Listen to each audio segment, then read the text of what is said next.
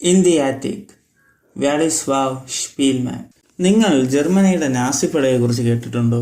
രണ്ടാം ലോക മഹായുദ്ധ സമയത്ത് ലക്ഷക്കണക്കിന് ജൂതരെ ഗ്യാസ് ചേംബറുകളിലിട്ട് വിഷവായു ശ്വസിപ്പിച്ച് കൊന്നു തള്ളിയിട്ടുണ്ടവർ. ലോകത്തെ തന്നെ നടുക്കിയ ക്രൂരതകളിലൊന്ന്. അന്ന് ജർമ്മൻ സൈന്യത്തിന്റെ പ്രധാന ഇരകളായിരുന്നു ജ്യൂസ് അല്ലെങ്കിൽ ജൂതർ.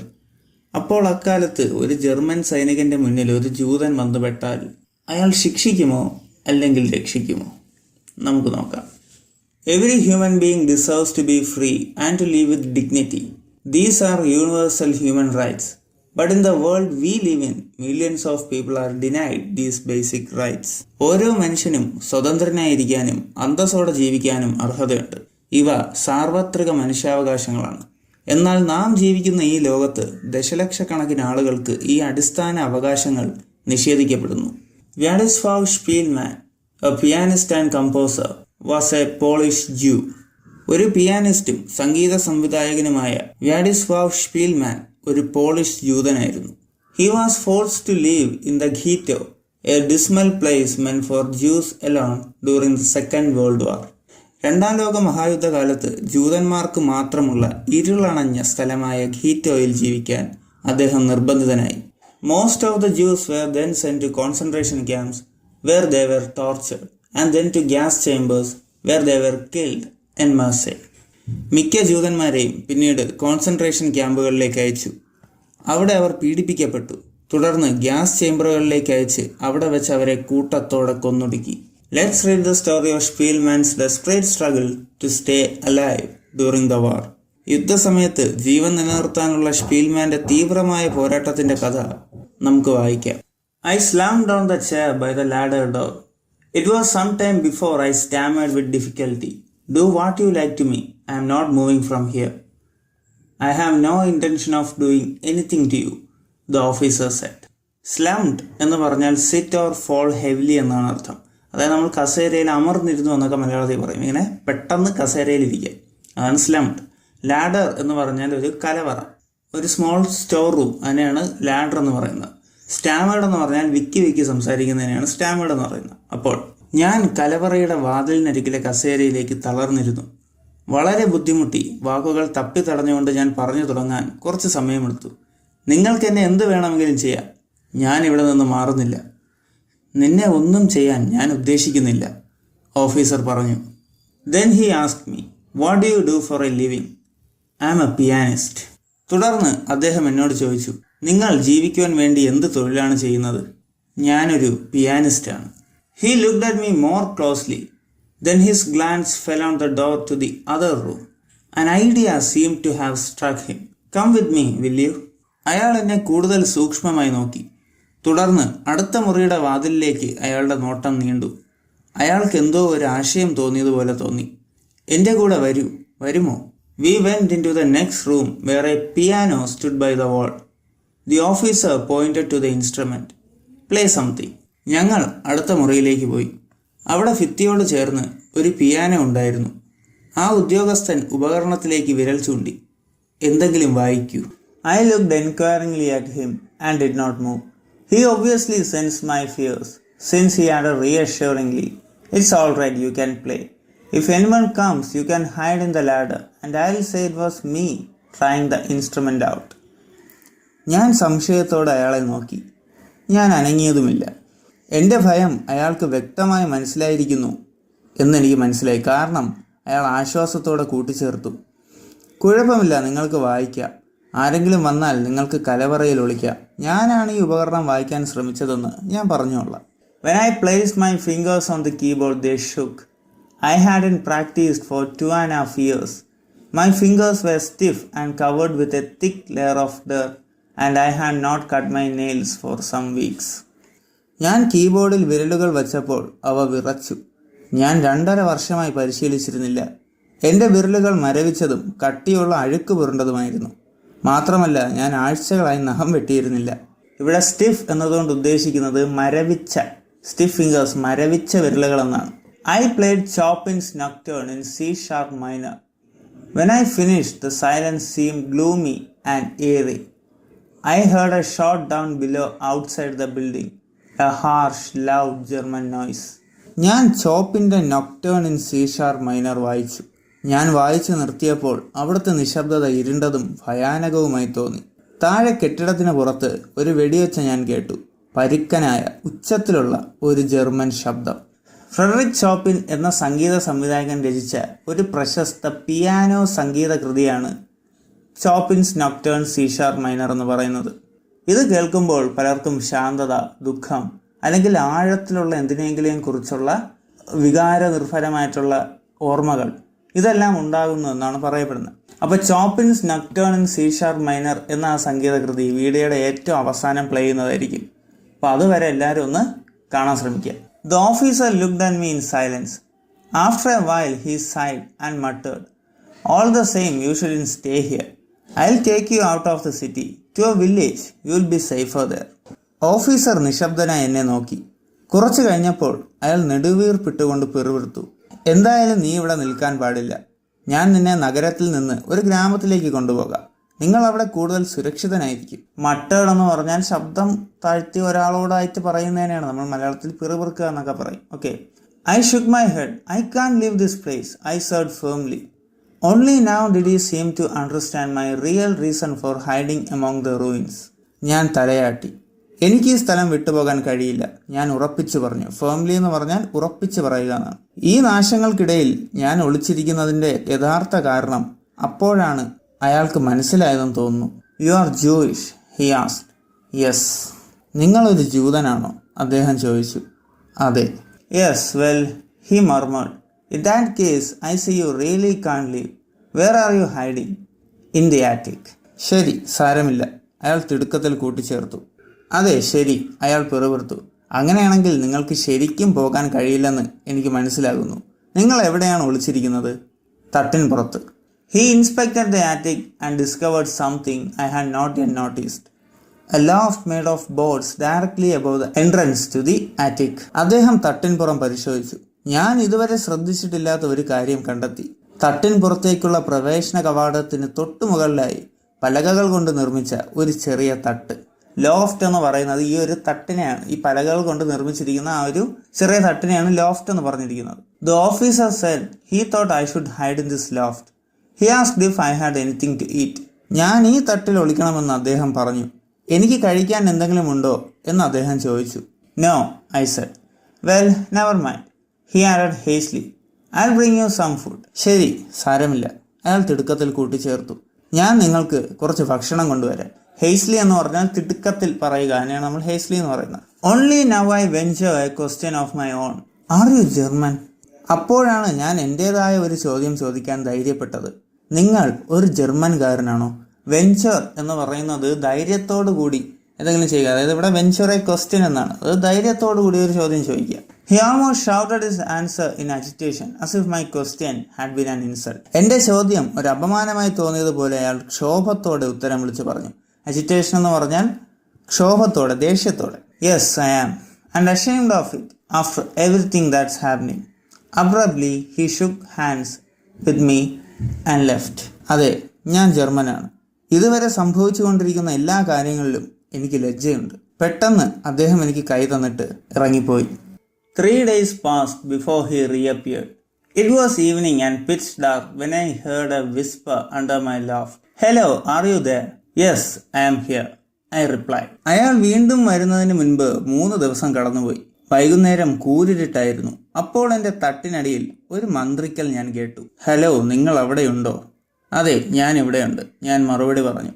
Soon afterwards, something heavy landed beside me. Through the paper, I felt several loaves and something soft, which later turned out to be jam wrapped in grease-proof paper. താമസിക്കാതെ ഭാരമുള്ള എന്തോ ഒന്ന് എൻ്റെ അരികിൽ വീണു. കടലാസിലൂടെ ഞാൻ കുറച്ച് റൊട്ടി കഷ്ണങ്ങളും മൃദുവായ മറ്റെന്തോ ഒരു സാധനവും ഞാൻ സ്പർശിച്ചറിഞ്ഞു. അത് ഗ്രീസ് പ്രൂഫ് പേപ്പറിൽ പൊതിഞ്ഞ ജാം ആണെന്ന് എനിക്ക് മനസ്സിലായി.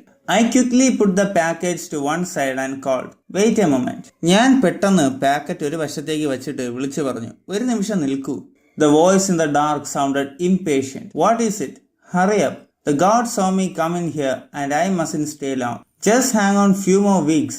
The war will be over by spring at the latest." ഇരുട്ടിലെ ആ ശബ്ദം അക്ഷമനായി തോന്നി. "എന്താണ്? വേഗമാവട്ടെ. ഞാൻ ഇങ്ങോട്ട് വരുന്നത് കാവൽക്കാർ കണ്ടു. എനിക്ക് അധിക നേരം നിൽക്കാൻ കഴിയില്ല. ഏതാനും ആഴ്ചകൾ കൂടി പിടിച്ചു നിൽക്കൂ. ഏറ്റവും വൈകിയാൽ വസന്തകാലത്തോടെ യുദ്ധം അവസാനിക്കും. The voice fell silent. I did not know if the officer was still there or if he had gone. But suddenly he spoke again. You must hang on. Do you hear? ആ ശബ്ദം നിശബ്ദമായി. ഉദ്യോഗസ്ഥൻ ഇപ്പോഴും അവിടെയുണ്ടോ അതോ പോയോ എന്നെനിക്കറിയില്ലായിരുന്നു. എന്നാൽ പെട്ടെന്ന് അയാൾ വീണ്ടും പറഞ്ഞു, നിങ്ങൾ പിടിച്ചു നിൽക്കണം. കേൾക്കുന്നുണ്ടോ? ഹാങ് ഓൺ എന്ന് പറയുന്നത് ഒരു ഫ്രൈസൽ വെർബാണ്. അതിന്റെ മീനിങ് എന്ന് പറയുന്നത് പിടിച്ചു നിൽക്കുക എന്നാണ്. അതായത് ആ ആർട്ടിക്കിൾ തന്നെ സർവ്വശക്തിയും സംഭരിച്ച് ജീവനോടെ നിൽക്കുക, വേറൊന്നും ചെയ്യരുത്, യുദ്ധം അധികം വൈകാതെ അവസാനിക്കും എന്നുള്ള ഒരു രീതിയിലാണ് ഓഫീസർ ആ പറഞ്ഞിട്ട് പോയത്. His voice sounded harsh, almost as if he were giving an order, convincing me of his unyielding belief that war would end well for us. Only then I did hear the quiet sound of the attic door closing. യുദ്ധം നമുക്ക് അനുകൂലമായി അവസാനിക്കുമെന്ന അദ്ദേഹത്തിന്റെ ഉറച്ച വിശ്വാസം എന്നെ ബോധ്യപ്പെടുത്താൻ ഒരു ഉത്തരവ് നൽകുന്നത് പോലെ അദ്ദേഹത്തിന്റെ ശബ്ദം പരുക്കനായി തോന്നി. എന്റെ തട്ടിന് പുറത്തെ വാതിൽ പതുക്കെ അടയുന്ന ശബ്ദം അപ്പോഴാണ് ഞാൻ കേട്ടത്. Monotonous hopeless weeks passed by. വിരസവും പ്രതീക്ഷയറ്റതുമായ ആഴ്ചകൾ കടന്നുപോയി. മോണോട്ടോണസ് എന്നുകൊണ്ട് ഉദ്ദേശിക്കുന്ന വിരസമായ ദിവസങ്ങൾ എന്നാണ്. അതായത് യാതൊന്നും സംഭവിക്കാതെ വെറുതെ ഇരുന്നിട്ടുള്ള ദിവസങ്ങൾ കടന്നുപോയി. I heard less and less artillery fire. ഞാൻ പീരങ്കി വെടിവയ്പ് കേൾക്കുന്നത് കുറഞ്ഞു വന്നു. ആർട്ടിലറീസ് എന്നതുകൊണ്ട് ഉദ്ദേശിക്കുന്നത് പീരങ്കികളെയാണ്, പണ്ടത്തെ യുദ്ധത്തിന് ഉപയോഗിച്ചിരുന്ന പീരങ്കികൾ. There were days when not a single shot broke the silence. നിശബ്ദത ഭേദിക്കാൻ ഒരു വെടിയൊച്ച പോലും ഇല്ലാത്ത ദിവസങ്ങളുണ്ടായിരുന്നു. Soldiers went up and down the stairs, often bringing large packages up to the attic and fetching others down. പട്ടാളക്കാർ പടവുകൾ കയറിയും ഇറങ്ങിയും നടന്നു. പലപ്പോഴും വലിയ പാക്കറ്റുകൾ തട്ടിന് പുറത്തേക്ക് കൊണ്ടുപോവുകയും മറ്റുള്ളവ താഴേക്ക് കൊണ്ടുവരികയും ചെയ്തു. But my hiding place was well chosen. No one ever thought of searching the loft. എന്നാൽ ഞാൻ ഒളിച്ചിരിക്കുന്ന സ്ഥലം നന്നായി തിരഞ്ഞെടുത്ത ഒന്നായിരുന്നു. തട്ടിൻപുറം പരിശോധിക്കാൻ ആരും ഒരിക്കലും ചിന്തിച്ചിരുന്നില്ല. On December 12, the officer came for the last time. He brought me a larger supply of bread than before and a warm eider down. He told me he was leaving Warsaw with his detachment and I must on no account lose heart. December 12 ഉദ്യോഗസ്ഥൻ അവസാനമായി വന്നു. അദ്ദേഹം എനിക്ക് മുമ്പത്തേക്കാൾ കൂടുതൽ റൊട്ടിയും ചൂടുള്ള ഒരു പുതപ്പും കൊണ്ടുവന്നു. തന്റെ സൈന്യത്തോടൊപ്പം വാർസോയിൽ നിന്ന് പുറപ്പെടുകയാണെന്നും ഒരു കാരണവശാലും ഞാൻ ധൈര്യം കൈവിടരുതെന്നും അദ്ദേഹം എന്നോട് പറഞ്ഞു. എയ്ഡർ ഡൗൺ എന്നതുകൊണ്ട് ഉദ്ദേശിക്കുന്നത് വാർമർ മെറ്റീരിയൽ എന്ന് പറഞ്ഞാൽ ചൂട് തരാൻ സാധിക്കുന്ന മെറ്റീരിയൽ കൊണ്ടുണ്ടാക്കിയ ഒരു പുതപ്പ്, കമ്പിളി പുതപ്പ്, അത് തന്നെയാണ് ഉദ്ദേശിക്കുന്നത്. ഡിറ്റാച്ച്മെന്റ് എന്ന് പറയുന്നത് ഗ്രൂപ്പ് ഓഫ് സോൾജേഴ്സ്, ഒരു കൂട്ടം പടയാളികളെയാണ് ഡിറ്റാച്ച്മെന്റ് എന്ന് പറയുന്നത്. But how will I survive the street fighting? I asked anxiously. എന്നാൽ തെരുവിലെ ഈ യുദ്ധത്തെ ഞാൻ എങ്ങനെ അതിജീവിക്കും? ഞാൻ ഉത്കണ്ഠയോടെ ചോദിച്ചു. ആങ്ഷ്യസ്ലി എന്ന് പറഞ്ഞാൽ ഉത്കണ്ഠയോടെ. If you and I have survive this inferno for over 5 years, he replied, it's obviously God's will for us to live. 5 വർഷത്തിലേറെ നിങ്ങളും ഞാനും ഈ നരകത്തിൽ അതിജീവിച്ചിട്ടുണ്ടെങ്കിൽ, അദ്ദേഹം മറുപടി പറഞ്ഞു, നാം ജീവിക്കുക എന്നത് തീർച്ചയായും ദൈവഹിതമാണ്. ഇൻഫെർണോ എന്ന് പറഞ്ഞാൽ ഹെൽ, നരകം. We had already said goodbye and he was about to go when an idea came to me at the last moment. I had long been racking my brains for some way of showing him my gratitude. ഞങ്ങൾ യാത്ര പറഞ്ഞു കഴിഞ്ഞിരുന്നു. അവൻ പോകാൻ തുടങ്ങുമ്പോഴാണ് അവസാന നിമിഷം എനിക്കൊരു ആശയം തോന്നിയത്. അവനോട് എൻ്റെ നന്ദി കാണിക്കാൻ എന്ത് ചെയ്യുമെന്ന് ഞാൻ കുറേ നേരമായി ആലോചിക്കുകയായിരുന്നു. Listen, I took his hand and began speaking urgently. കേൾക്കൂ, ഞാൻ അവന്റെ കൈ പിടിച്ച് അടിയന്തരമായി സംസാരിക്കാൻ തുടങ്ങി. I never told you my name. You didn't ask me, but I want you to remember it. Who knows what may happen? ഞാൻ എൻ്റെ പേര് നിങ്ങളോട് പറഞ്ഞിട്ടില്ല, നിങ്ങൾ എന്നോട് ചോദിച്ചിട്ടുമില്ല. പക്ഷേ നിങ്ങളത് ഓർക്കണം എന്ന് ഞാൻ ആഗ്രഹിക്കുന്നു. എന്താണ് സംഭവിക്കുക എന്ന് ആർക്കറിയാം? You have a long way to go home. If I survive, I will certainly be working for Polish radio again. I was there before the war. നിങ്ങൾക്ക് വീട്ടിലേക്ക് ഒരുപാട് ദൂരം പോകാനുണ്ട്. ഞാൻ അതിജീവിക്കുകയാണെങ്കിൽ ഞാൻ തീർച്ചയായും വീണ്ടും പോളിഷ് റേഡിയോയിൽ ജോലി ചെയ്യും. യുദ്ധത്തിന് മുമ്പ് ഞാൻ അവിടെയായിരുന്നു. If anything happens to you, if I can help you, then in any way, remember my name. Spielman, Polish radio. നിങ്ങൾക്ക് എന്തെങ്കിലും സംഭവിച്ചാൽ എനിക്ക് എങ്ങനെയെങ്കിലും നിങ്ങളെ സഹായിക്കാൻ കഴിയുമെങ്കിൽ എൻ്റെ പേര് ഓർക്കുക. Spielman, Polish radio. He smiled his usual smile, half shy and embarrassed, but I felt I had given him pleasure with my naive wish to help him. അവൻ തന്റെ പതിവ് ചിരിയോടെ പുഞ്ചിരിച്ചു. പകുതി നാണവും ലജ്ജയും കലർന്ന ഒരു ചിരി. എംബാരസ്ഡ് എന്ന് പറഞ്ഞാൽ ലജ്ജിക്കുക എന്നാണ്. പക്ഷെ അവനെ സഹായിക്കാനുള്ള എൻ്റെ നിഷ്കളങ്കമായ ആഗ്രഹം അവന് സന്തോഷം നൽകിയെന്ന് എനിക്ക് തോന്നി. നെയ്വ് എന്ന് പറഞ്ഞാൽ നിഷ്കളങ്കമായ എന്നാണ് അർത്ഥം. The first hard frost came in the middle of December. Christmas came and in the new year 1945. The sixth Christmas and New Year celebration of the war and the worst I had known. December പകുതിയോടെ ആദ്യത്തെ കഠിനമായ മഞ്ഞുവീഴ്ച എത്തി. Christmas വന്നു. പിന്നെ 1945 പുതുവർഷവും. യുദ്ധത്തിന്റെ 6ാമത്തെ ക്രിസ്മസും പുതുവത്സരാഘോഷവും. ഞാൻ അറിഞ്ഞതിൽ വെച്ച് ഏറ്റവും മോശമായത്. കൊടുങ്കാറ്റിന്റെ ശബ്ദം കേട്ട് ഞാൻ ഇരുട്ടിൽ കിടന്നു. തട്ടിൻ പുറത്ത് എലികളും ചുണ്ടലികളും അങ്ങോട്ടും ഇങ്ങോട്ടും ഓടുന്നതിന്റെ ശബ്ദങ്ങൾ ഞാൻ കേട്ടു. In my mind, I went over every Christmas before and during the war. At first, I had a home, parents, 2 sisters and a brother. Then we had no home of our own anymore, but we were together. Later, I was alone, but surrounded by other people. And now, I was lonelier, I suppose, than anyone else in the world. I had to be alone, entirely alone, if I wanted to leave. എൻ്റെ മനസ്സിൽ യുദ്ധത്തിന് മുൻപും യുദ്ധസമയത്തുമുള്ള ഓരോ ക്രിസ്മസിലൂടെയും ഞാൻ കടന്നുപോയി. ആദ്യം എനിക്കൊരു വീടും മാതാപിതാക്കളും 2 സഹോദരിമാരും ഒരു സഹോദരനും ഉണ്ടായിരുന്നു. പിന്നീട് ഞങ്ങൾക്ക് സ്വന്തമായ ഒരു വീടില്ലായിരുന്നു. പക്ഷെ ഞങ്ങൾ ഒരുമിച്ചായിരുന്നു. പിന്നീട് ഞാൻ തനിച്ചായിരുന്നു. എന്നാൽ മറ്റാളുകളാൽ ചുറ്റപ്പെട്ടിരുന്നു. ലോകത്തിലെ മറ്റാരെക്കാളും ഞാനിപ്പോൾ ഏകാഗിയാണെന്ന് ഞാൻ കരുതുന്നു. ജീവിക്കണമെങ്കിൽ എനിക്ക് തനിച്ചായിരിക്കണം, പൂർണ്ണമായും തനിച്ചായിരിക്കണം. On 14th January, unusual noises in the building and the street outside woke me. Soldiers ran up and down the stairs. And I heard agitated, nervous voices. ജനുവരി 14 കെട്ടിടത്തിലും പുറത്തെ തെരുവിലുമുണ്ടായ അസാധാരണ ശബ്ദങ്ങൾ എന്നെ ഉണർത്തി. പട്ടാളക്കാർ പടവുകൾ കയറിയും ഇറങ്ങിയും ഓടി. അസ്വസ്ഥതയും പരിഭ്രാന്തവുമായ ശബ്ദങ്ങൾ ഞാൻ കേട്ടു. Early in the morning of 15 January, the sound of artillery from the previously silent front was heard. ജനുവരി 15 അതിരാവിലെ മുമ്പ് നിശബ്ദമായിരുന്ന മുൻവശത്തു നിന്ന് പീരങ്കികളുടെ ശബ്ദം കേട്ടു. The ground and walls of the building shook under the constant dull thunder.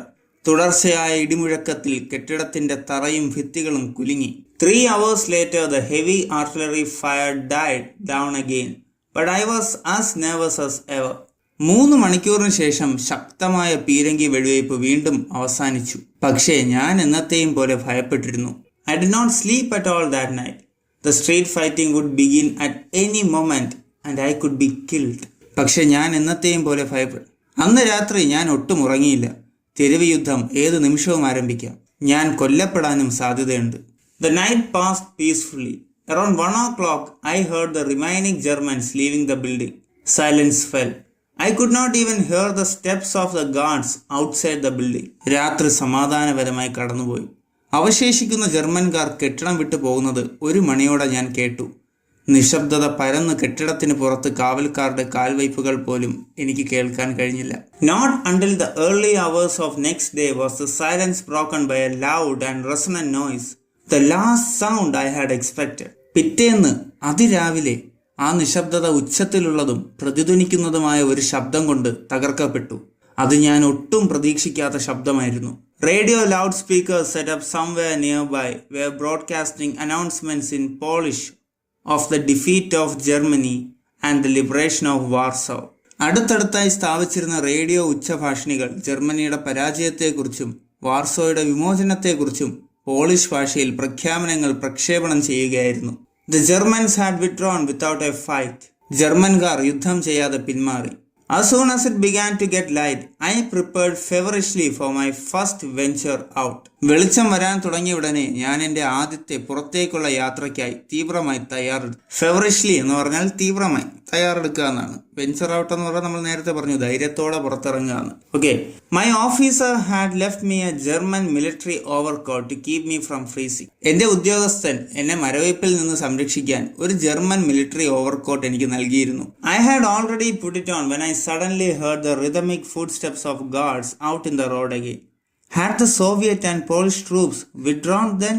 ഞാൻ അത് ധരിച്ചു കഴിഞ്ഞപ്പോഴാണ് വീണ്ടും റോഡിലിറങ്ങിയ കാവൽക്കാരുടെ താളാത്മകമായ കാൽനടകൾ ഞാൻ പെട്ടെന്ന് കേട്ടത്. അപ്പോൾ സോവിയറ്റ് പോളിഷ് സൈന്യം പിൻവാങ്ങിയോ? ഇവിടെ സോവിയറ്റ് ആൻഡ് പോളിഷ് ട്രൂപ്സ് പിൻവാങ്ങിയോ എന്നുകൊണ്ട് ചോദിച്ചിരിക്കുന്നത് ജർമ്മനെ യുദ്ധത്തിൽ എതിർത്ത 2 രാജ്യങ്ങളാണ് അന്നത്തെ സോവിയറ്റ് യൂണിയനും അതുപോലെ തന്നെ പോളണ്ട്. അപ്പൊ അവർ രണ്ടുപേരും ചേർന്നാണ് ജർമ്മൻസിനെ തോൽപ്പിച്ചത്. അപ്പോൾ നമ്മുടെ ഓതർ ഇവിടെ സോവിയറ്റും പോളിഷ് ട്രൂപ്സും പിൻവാങ്ങിയോ എന്ന് പറഞ്ഞാൽ അതിന്റെ അർത്ഥം അദ്ദേഹം വിചാരിക്കുന്നത് ഇന്നലെ മടങ്ങിപ്പോയ ജർമ്മൻ സൈന്യം വീണ്ടും തിരിച്ചു വന്നോ എന്നാണ്. അതാണ് അദ്ദേഹം ആലോചിക്കുന്നത്. I sunk on my mattress utterly dejected and lay there until something new came to my ears. The voices of women and children. At all costs I had to get information. ഞാൻ തികച്ചും നിരാശനായി എൻ്റെ മെത്തയിൽ വീണു. പുതിയ എന്തെങ്കിലും എൻ്റെ കാതുകളിൽ എത്തുന്നത് വരെ അവിടെ കിടന്നു. സ്ത്രീകളുടെയും കുട്ടികളുടെയും ശബ്ദങ്ങൾ. എന്ത് വില കൊടുത്തും എനിക്ക് വിവരം അറിയേണ്ടതുണ്ടായിരുന്നു.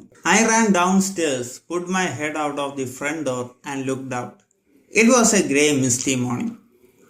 ഞാൻ താഴേക്ക് ഓടി മുൻവാതിലിലൂടെ തലയിട്ട് പുറത്തേക്ക് നോക്കി. അതൊരു ചാര നിറത്തിലുള്ള മഞ്ഞു മൂടിയ പ്രഭാതമായിരുന്നു. To my left, not far away, stood a woman soldier in a uniform that was difficult to identify at this distance.